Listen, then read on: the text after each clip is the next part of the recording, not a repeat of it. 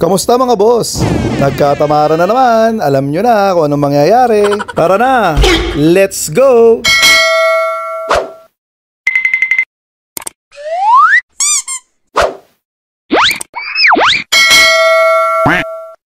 Dahil day off natin ngayon, pahinga lang tayo buong araw dito sa bahay. Ayan, ninabot na nga tayo ng, anong oras na? 10 o'clock na, no? Para kakapanood ng Netflix. So ayan, to si Boss Madam, tinamad pang magluto. So alam nyo na kung ano mangyayari, no? A few moments later. Hey Boss Madam na tamad.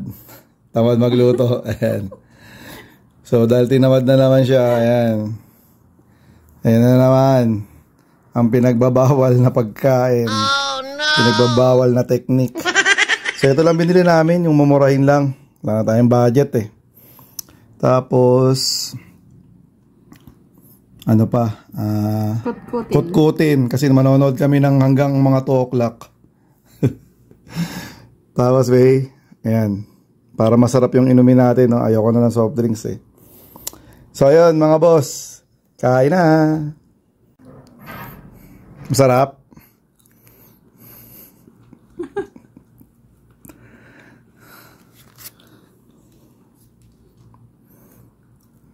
Sarap.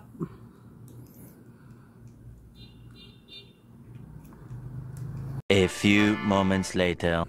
Dahil sa sobrang kapasawayan. Hey! Ito kahit na bawal. Minsan lang naman daw, sabi ni Boss Madam. Pagbigyan natin.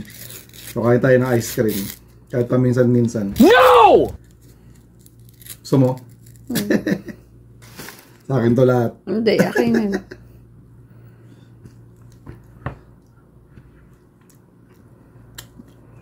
Tagal ko nang hindi nakakain ng ice cream. No!